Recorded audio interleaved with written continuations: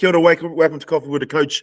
Today's guest hails from Canterbury, sort of taken a different path into the coaching realm. Spent a little bit of time in North Canterbury as the basketball development and operations manager. At the moment, he is the community engagement person for the Brisbane Bullets, but also coaching NBL 1 Women's Southern District Spartans. So I'd like to welcome to the podcast Coach George Robinson. Kia ora, George. Kia ora, Doug. Thank you for having me on. And I guess it's an honour to be on with some of the coaches you've had previously. So I'm excited to talk coaching and talk a little bit about like the wellbeing space. Awesome. Glad you touched on the wellbeing space. So you gained your master's in kinesiology and sports psychology. Yeah. You're probably the smartest guy we've had on here. I don't know about that. I want you to talk about how does that fit? Why did you go down that sports psych path, and how are you implementing it and what you're doing now? Well, off the bat with a good one. I guess like for me, I didn't play at a high level. Kind of just come on, mate. Christchurch boys high.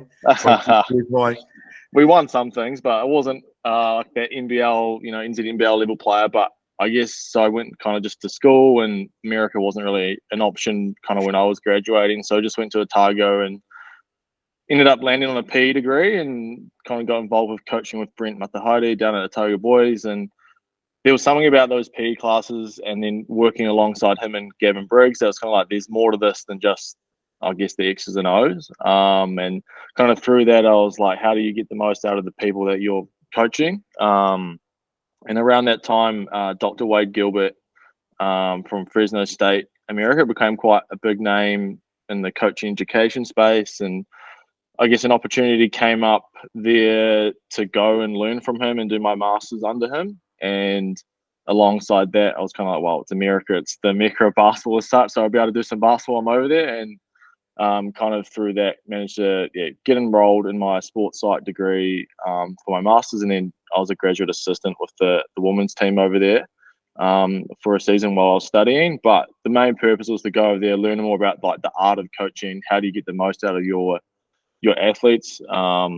Wade has a really kind of saying like, you're coaching people, not the sport. And I think that's really like, kind of part of my philosophy. So how do you get the most out of the person in front of you, inspire them to be great, make their environment or their experience, one that they enjoy and they want to come back to the following season. That is great, because I read a little bit, and you said the experience wasn't quite what you thought it would be, and you touched on it. It's about people centered and not coach dominant. Can you explain that a little bit? Yeah, I guess like you're coaching the athlete first, so like that's the main thing. And I guess it's their experience. They're the ones on the floor. They're the ones that are putting the ball in the hoop. And I guess the traditional coaching model is that do what I say, do what I tell you. I'm the one with all the knowledge. But I guess coming from my background where I haven't played at that high level, like I rely on the athletes that are on the floor to give me feedback on what they're seeing. So it's really about co-creating an environment, style of play that, works for everyone. And it's not just about what I know, because I don't know everything. Because I haven't played at that high level. I haven't got those little intricacies that they might see, but I've got different experience. I've got theory. I understand how psychology works, the mind works, and so I can bring that to the picture. So when you bring that all together, I think you can have a really powerful environment that everyone wants to be a part of. Because Leanne Walker also spoke about in the last podcast, make sure you're maintaining the mana of the player. And she says, again, building that relationship with the player. So they feel confident when they're in trainings, when they're in practices, and then when they go out and play, they carry that confidence with them, that reassurance from the coach that, hey, everything's great, keep doing what you're doing, and then managing or working with that player through any ups and downs that they may have. Yeah, totally agree. Pero Cameron always talks about, what's people's superpower, like, and how do you bring that out of them? How do you encourage them to be the best that they can be? Obviously, you still need to hold people to account on like behaviors and standards and that type of thing, but you got to do it in a way that's not tearing the individual down. It's more just like around the behaviors. That behavior is not good enough, rather than you're a shit person. Absolutely. Now, tell us the difference between obviously high school boys down in O Boys, being in that environment, and now being in a woman's space. And it's not obviously the first time you've been in that space. What's the difference between those two in terms of managing groups? I guess on my woman's side, like I had last year, obviously Natalie Taylor, who's Olympian, like story career. She's experienced. I won't say her age, but with 3 kids, and then I've got in the team, like I had a high school kid that's just signed a Washington State. So managing the different needs of those that group, like you can't expect Nat Taylor to do the same thing that this other high school kid was doing. So just with life, so you just treat each individual on their needs and what they, I guess, are able to do. We're not full-time professionals. Like everyone's got a life they've got to juggle.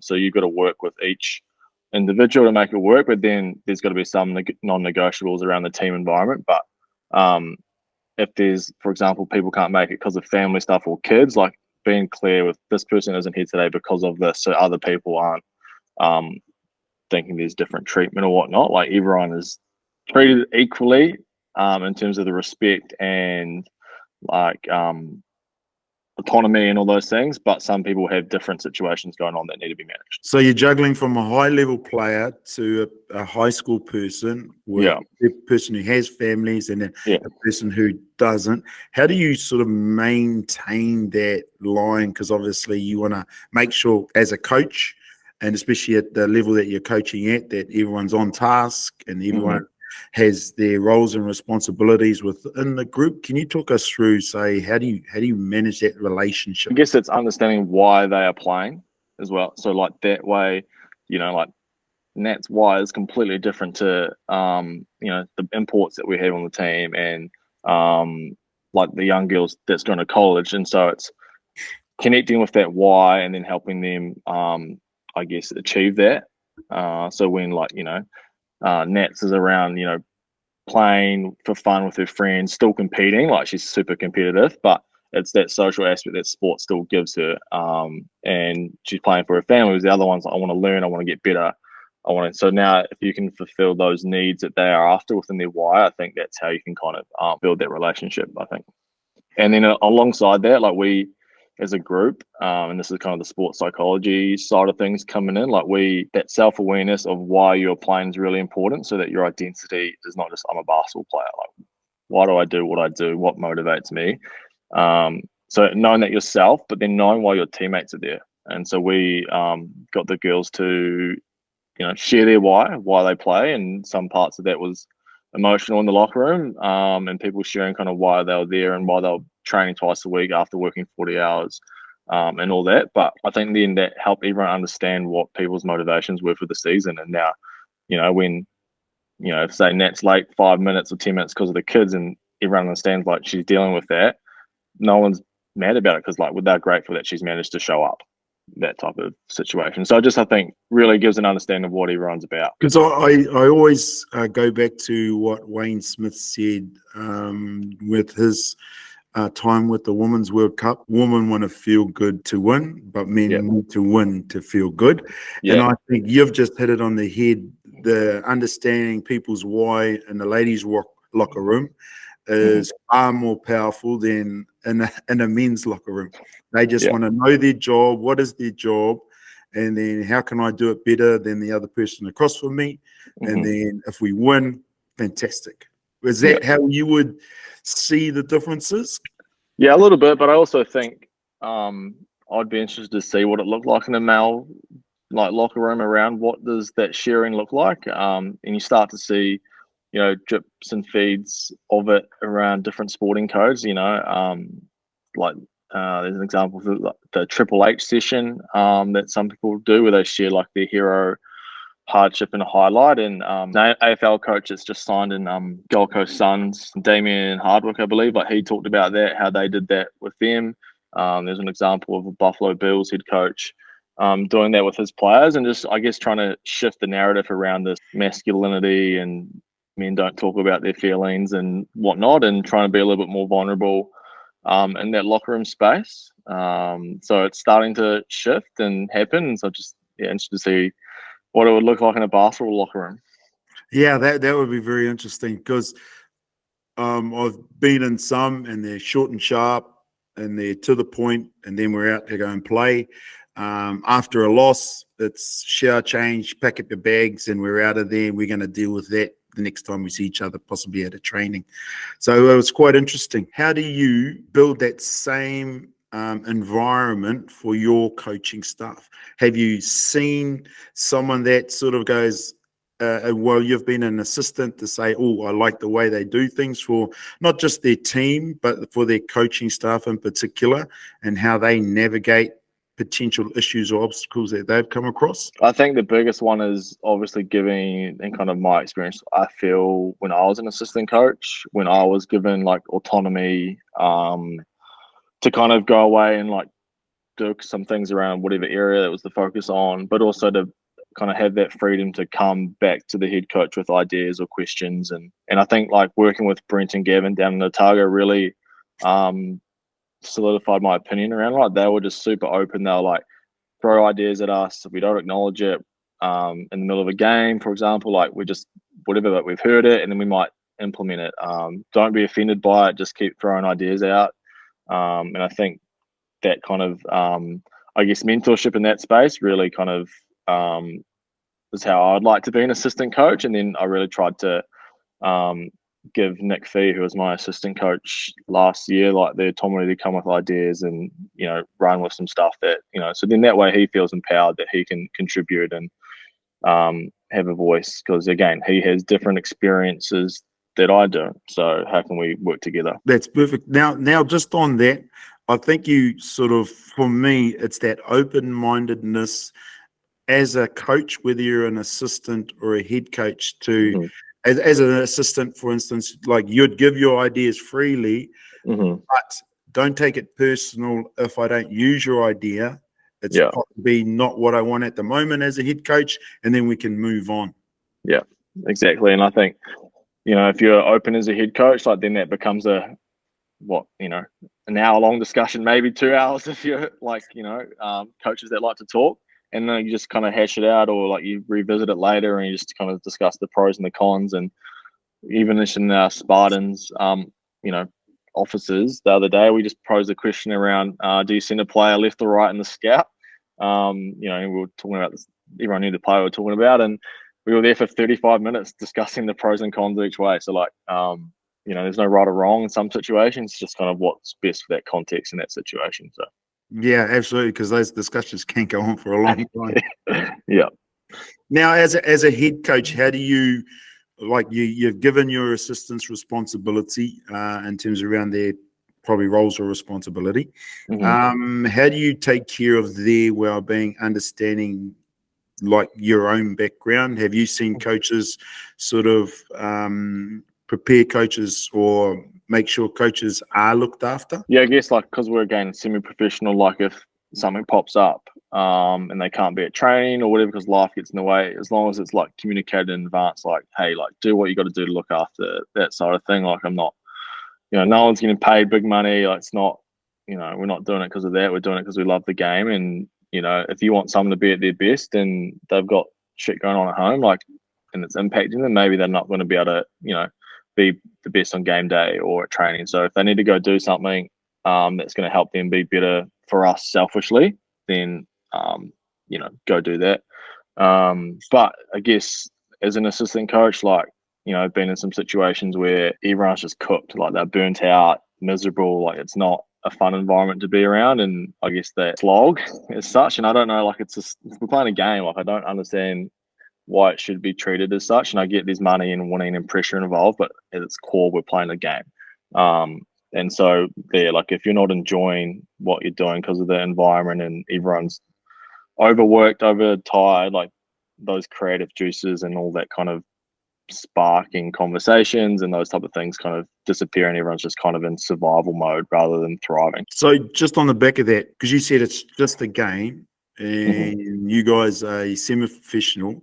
Mm-hmm. If you weren't, would that environment be different, you'd say? You'd say you'd hold coaches more accountable, or is there a little bit more leeway understanding the pressure? Because like you said, is it about the wins and losses? Is it about the investment of the community into it? Yeah. How, does that change the dynamic of coaches' well-being? I guess, kind of having spent a couple of years around the NBL, and there was COVID and whatnot floating around. That kind of stress and pressure around just the winning and struggling to win and all those things like that definitely challenge people's well-being. And I think sometimes we just bury our head and just keep trying to dig and dig and dig our way out, but sometimes actually you're better off go have 2 days away, go have 2 days off, reset yourself, come back in. Whereas I think, as coaches, we just keep thinking we've got to grind and do more, and we've got to watch this extra clip and we've got to watch this extra thing to get the scout right. But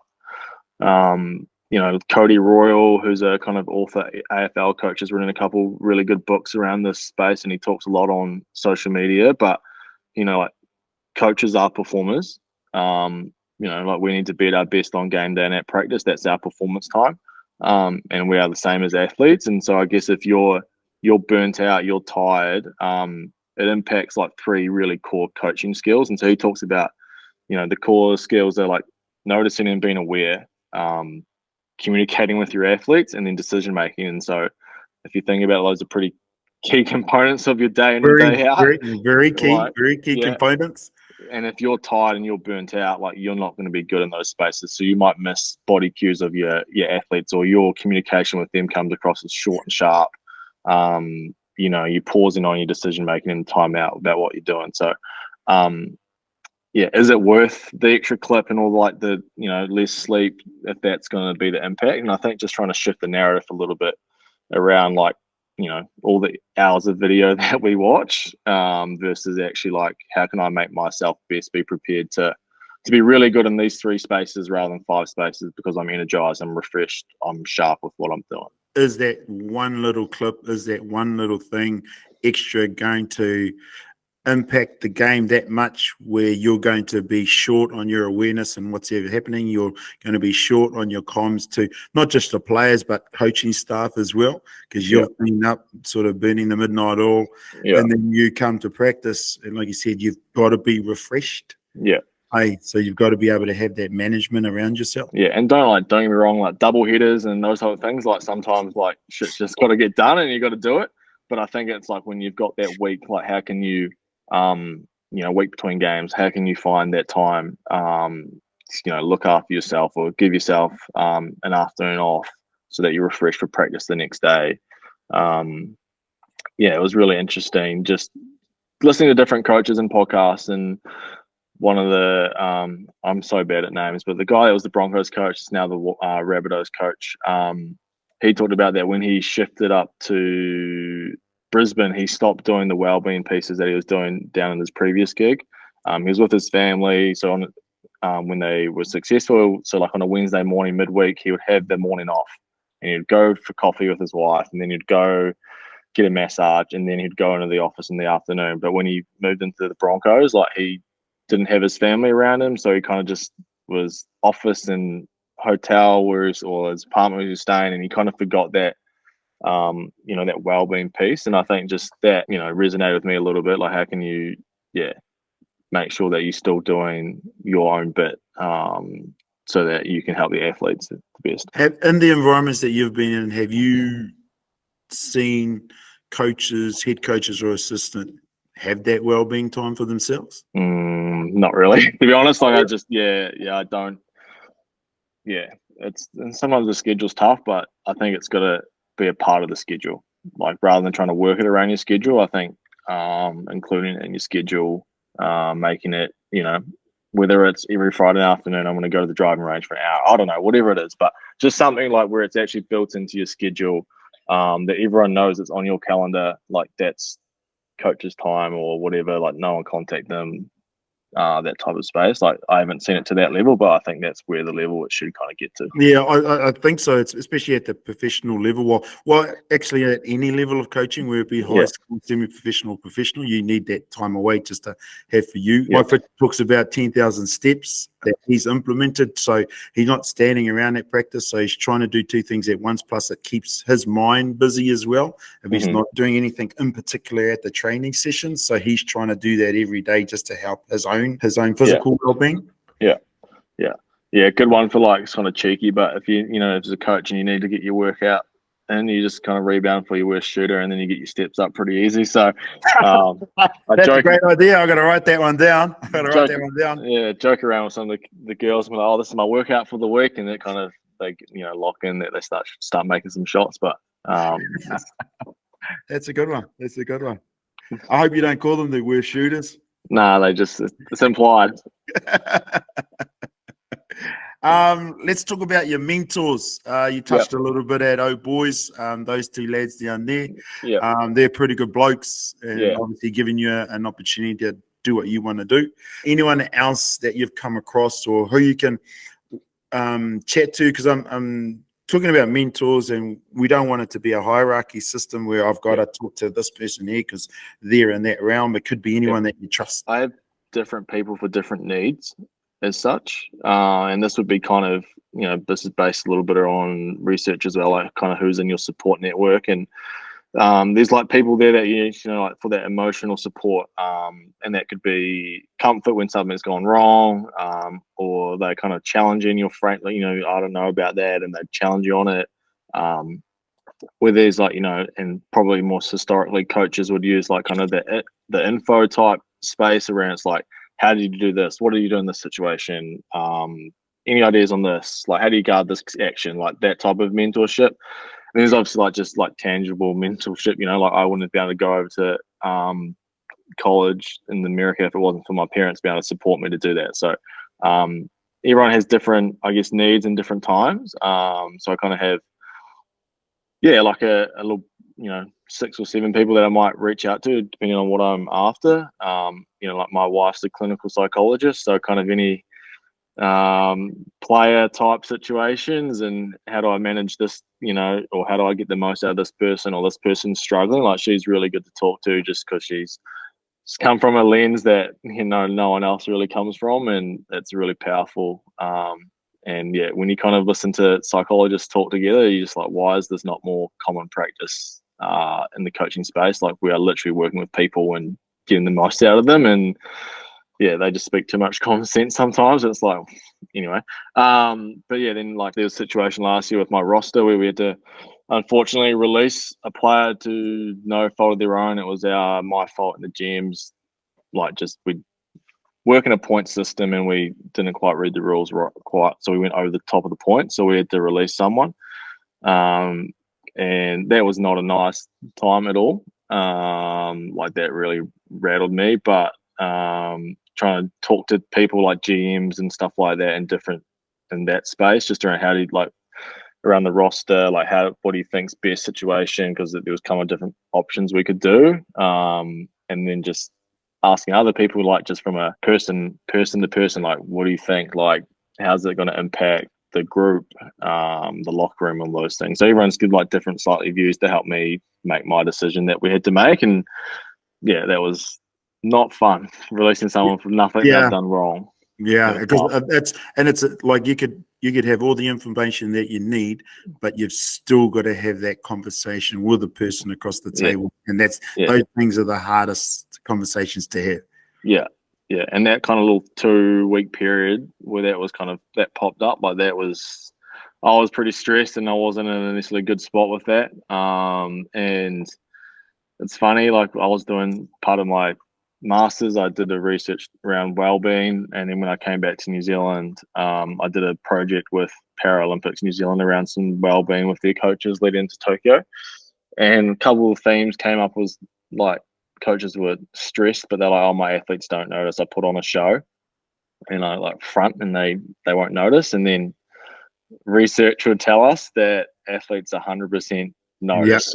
They surely do. And so like my leadership group, they kind of knew something was up and they kind of asked, you're good. And it's kind of, I could have just said, yep, I'm sweet. But I was kind of like, some coaches won't agree with this, but I just kind of let them know a little bit about what was happening, just so that they were aware. And then ultimately when the decision happened, like they were made aware. So then that way they understood kind of the why and whatnot. But I think that just gave them a little bit of like understanding of why I might not have been so sprightly at practice. How did that make you feel when you shared that information? Probably took some weight off, to be honest. Like just that they were recognizing that it was a shit situation, and that they were like, you cooked either way. Whatever you do, it's kind of a shit situation. But like we'll support you, whatever.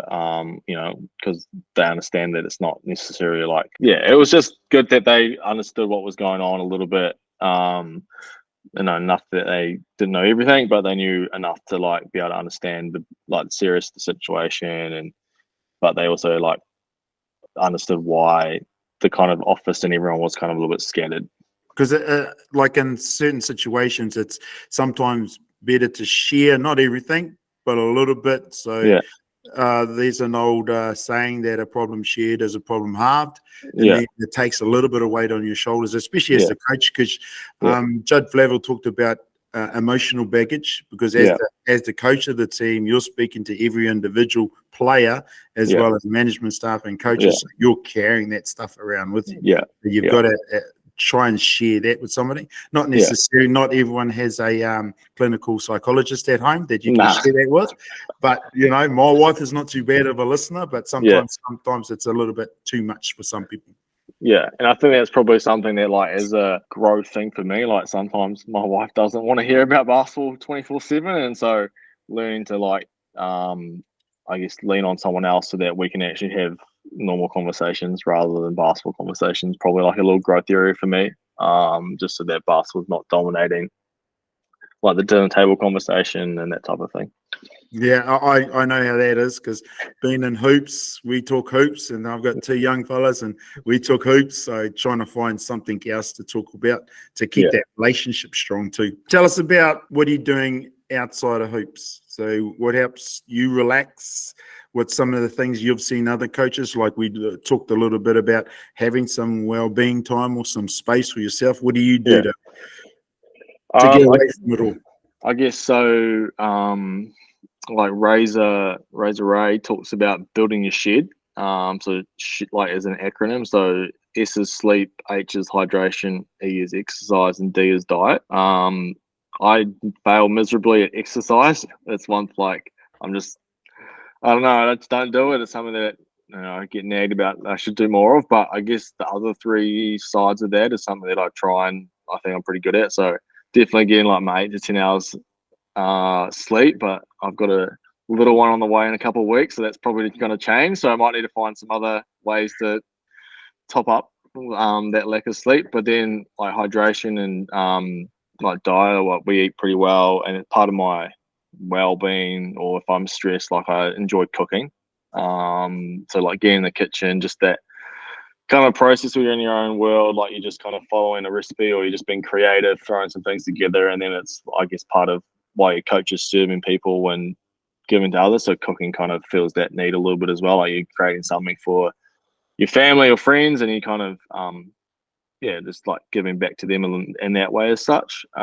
So definitely like if I'm stressed or whatever, I definitely try and like cook dinner, and that type of thing, just to kind of do my own little world. And then if I can, like trying to go to play golf more is definitely something that I want to do. But again, with the new baby coming on, like, I don't know how. Away, mate. Put those away. Yeah. Sell them. But yeah, like those are probably like cooking and golf would be the two things that I would probably try and like do. But I think having a family and this was a really cool thing being around the women's locker room. Like we had a couple of the kids, and this year we're probably going to have anywhere between 6 to 8 kids floating around the group.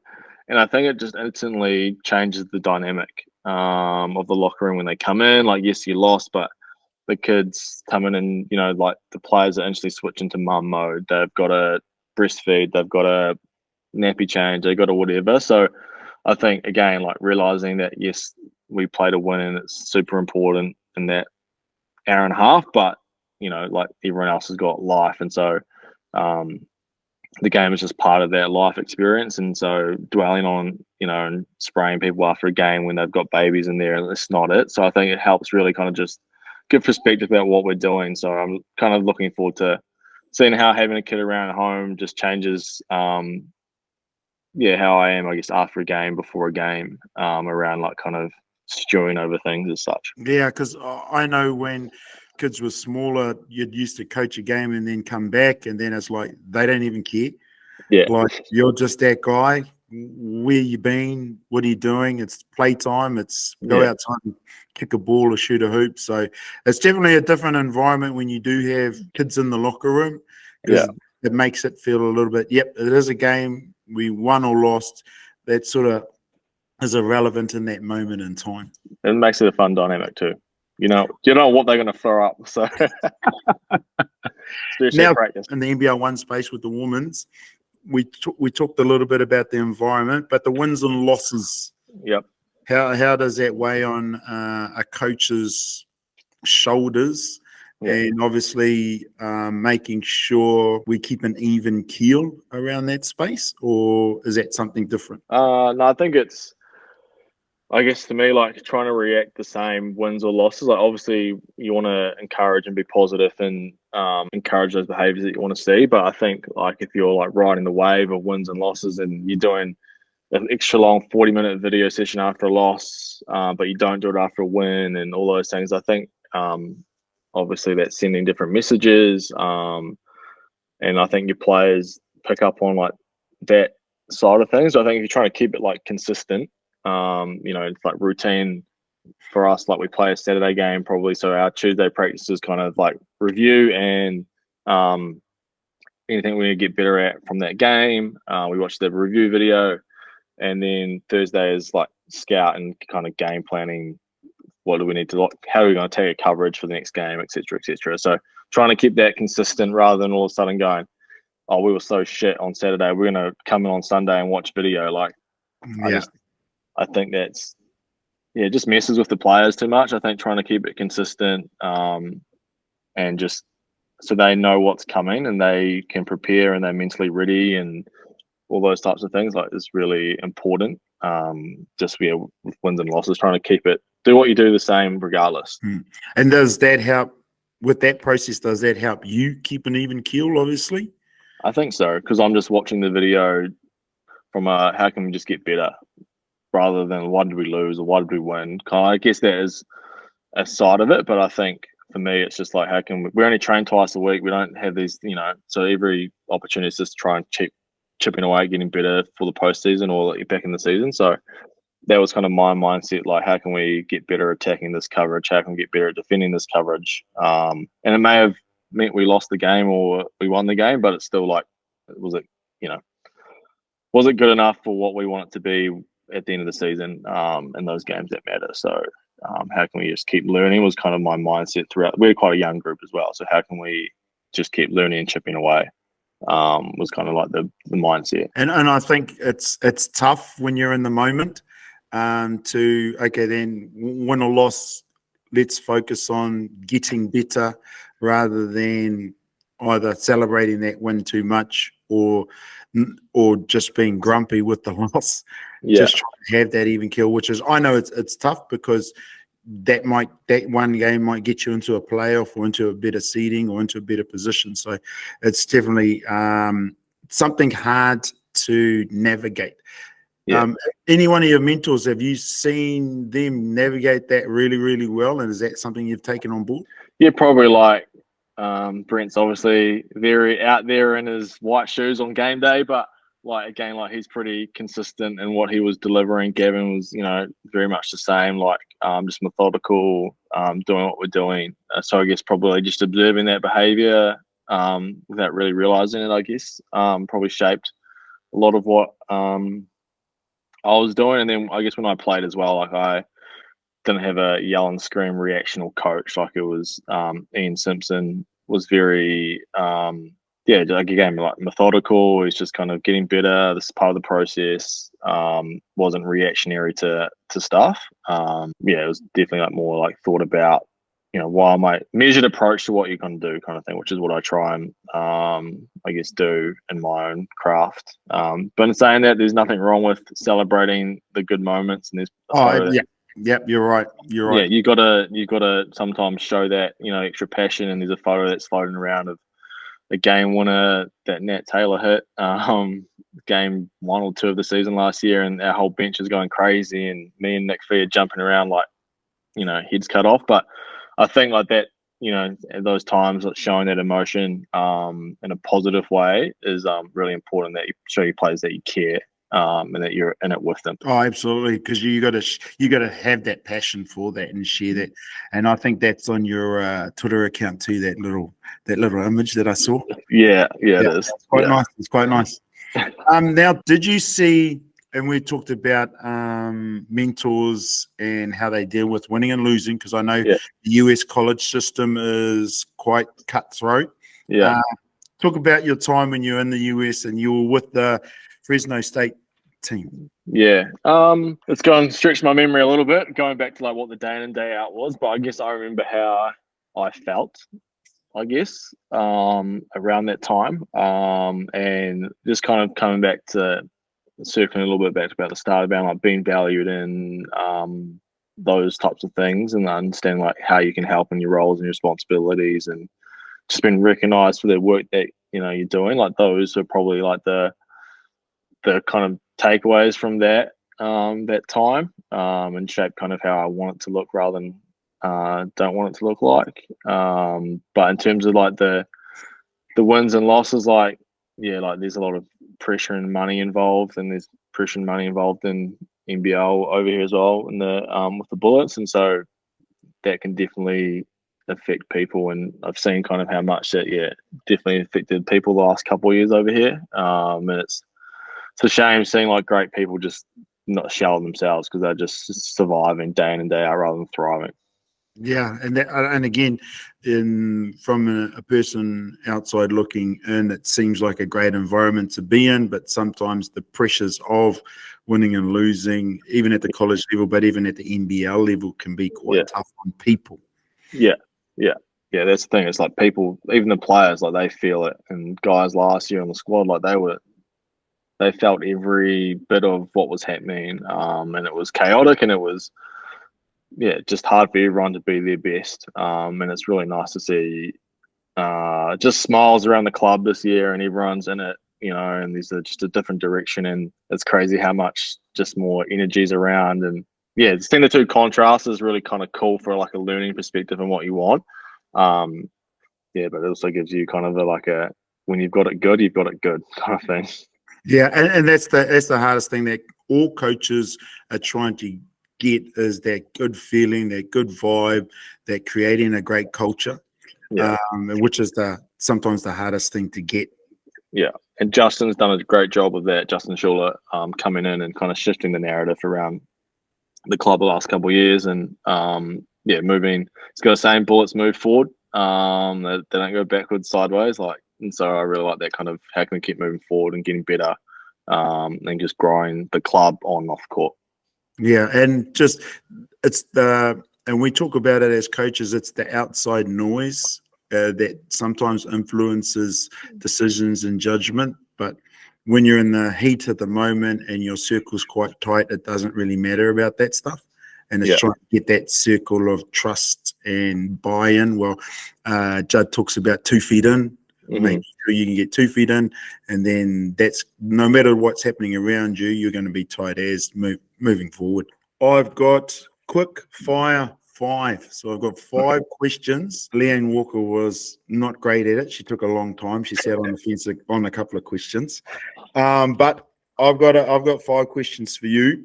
Yeah. So you can answer those. Question 1, who was the best player you've coached? From a straight skill set, like Tyler Johnson last year with the Bullets was obviously played in the NBA, and just he was battling the knee injury the whole year, but when he was on, like he was pretty tough to guard, and he kind of popped off the last couple of weeks of the season. It's a shame. I think he's actually retired now, but from a skill set, just unreal. But from like a human point of view, and just such a good dude to be around, like my guy Jack Salt. And it's a shame that his career got railed by injuries, but just from a locker room presence, positive energy, probably like the best player I've coached in that space. Wow. Tell us about a skill set. What was he just? Jack. I think he was himself every day and just full of energy. Obviously got a big presence physically, but obviously his voice is, but he just cares as well. Like he can then change and when he needs to be kind of like adaptable to the situation and, you know, ask questions and care. But then he's got a big smile on his face still. Like I just think he's just so good at navigating a room and kind of feeling what is needed in that time. It's underrated, a locker room 100%. guy. Yeah. It is so underrated to have that locker room guy who can get things pumping, who can move things along, and reading the room is tough, but they're just as important as the guy who puts up the numbers. Yeah. Question 2, which is the best team you've coached? I think probably last year's group with the Spartans. It was just such a rewarding year, even though we didn't win and we didn't probably do as well as what we should have. To have the girls come and say like that was their best season ever, not from a playing, just they enjoyed it, they wanted to come back. Some of the girls are kind of retiring or stepping away from the game, but they are wanting to come back and be involved as an assistant coach or manager or you know, come and train just to give us bodies in the off season. Like I think that probably speaks to just the kind of the environment, the culture that we created. So it was just super fun to be around, even though we had a, like, you know, topsy-turvy period there with the roster, like just for the group to kind of still come together. It was a really enjoyable season. What was the best advice you were given as a coach? Learn from different people, probably. I guess, yeah, I've been fortunate to be around a bunch of different coaches and what can you take from them, but also not just basketball coaches. Like I've gone and observed, you know, Canterbury rugby coaches, been fortunate to kind of observe like some other professional clubs from different codes. So like just what can you take from different contexts, different people, understand why. And it's not the, and this is a Wade Gilbert thing, it's not the practice. It's not like what they actually did. It's the principle behind why they did it. So what were they trying to achieve when they did this? Rather than, oh, they just did this. And I'm going to steal that. It's like, well, why are they doing that? And I think that probably really helps when observing and learning from coaches, just kind of, you know, why would they do that, or asking them why have you got your leadership group structured like this, not just copying that leadership group structure as such. The Canterbury Rugby Crusaders have done a fantastic job building that sort of environment, haven't they? Yeah. I think when you kind of understand a little bit about what they've done and just how creative Razor is, and he, you know, talks about how he's a storyteller and he's a, you know, creative, like, and then you see kind of some of the things that they've done. It's like no wonder players have career years under them and they've had all the success, because it's just like, why would you not want to play hard for them? Exactly. Exactly. Yeah, sign me up type mindset. So yeah, because they've taken people from other areas of the country who obviously didn't get selected, and they're just blossomed. Yeah, absolutely. Question 4: what opposition team do you or did you like to coach against? I guess they kick most teams' ass, but like just watching Melbourne United do what they do, the way they get gilding shots, the way that Shilly and Daly approach defense, just the relentlessness that they go about it. So like, it's not, I guess you like coaching against them because it's tough, but I guess just watching them and just seeing at the level that they're at, that's pretty cool to see. And like Justin's, you know, trying to bring that same mindset to the Bullets, having been in the United environment for 5-6 years. Like he's trying to bring that same like mindset defensively and just in up and in and kind of like an FU type attitude on the defensive side of the floor. Yeah, that Shea Ellis just blows my mind when he plays D. Yeah. Question number 5: who was the best basketballer to come out of Christchurch Boys High? You're going to ruffle some feathers. I'm trying to think because there's some good players that have come through there. Trying to think back. Quinn Quinton's probably the latest one that's been pretty good. Yeah, he's pretty good. And his high school junior career was, you know, pretty elite up there with his world stuff on the world stage. Trying to think who was there before my time. There was like Joel Stratford and Dave Gibbs and kind of those guys that were in those New Zealand junior national teams. Marty Davidson as well. So no like real legit superstars off the top of my head. That's testing my memory, but I'd say Quinn's probably had probably the best career.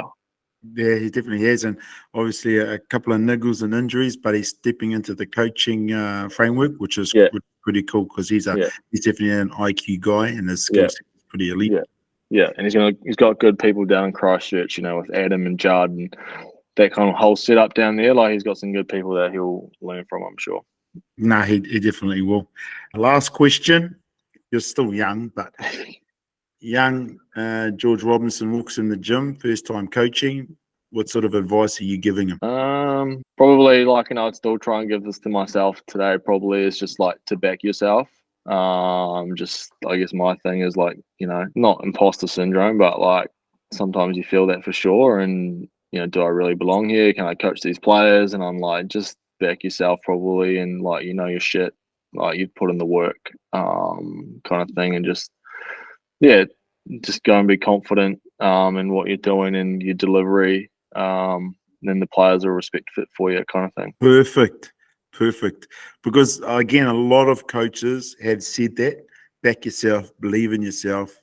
Like, and you pointed it out. You've done a mile of work. Yeah. So why not just get out there and do that? Yeah. That's perfect. What do you think coaches don't? Yeah, it's interesting, eh? Yeah. It's interesting. Like I guess there's a big microscope on you at times, like, you know, with the media and especially at like the NBL level, you know, like the pressure, you know, am I doing this right? That self-doubt. It is an interesting, and Kiwis are probably, you know, inherently a little bit like, you know, are we actually, you don't want to be the best and up front and kind of that type of personality. So yeah, it is an interesting conversation. I guess it does kind of link back into that like well-being. Why do you do things? What's, you know, it's an interesting space for sure. Absolutely. But you spoke about it. If you understand your why and that's what you try to build with your players, then it's an easy conversation to have. Yeah. And then you give yourself confidence. Yeah, exactly. And I think just trusting yourself that you've done the work. And we've talked about watching too much video, but like we've watched video, we know, like, you know, like we've watched the team play 2 or 3 times or whatever it is, like trust that work that you've done. And then, I think if you, own it, the players will, you know, trust you if you've done the job before with the off season and that building the relationship. Yeah, perfect. And I know some coaches, you know, it's definitely a conversation to have with everybody because the persona they put out on the floor is like, oh, he's pretty confident and knows his stuff. And your mind, this is going to work. Yeah, 100%. It's kind of like the duck on water, right? You just absolutely, kind of like, I'm all good, but inside you're like, oh shit, what do I do here? Thank you, George, for your time. It's been an awesome conversation. Wish you all the best for your up-and-coming NBL 1 season with the Spartans. And again, thank you very much for your time. Appreciate it. Thanks for having me on. Thank you for watching and listening to Coffee with a Coach. You can check us out on our social media platforms. Also, check us out on our website. Big shout out to Silent Moves Clothing for hooking us up. Also, Kapu and Cookies for giving us our great mugs. Please subscribe and catch you next time.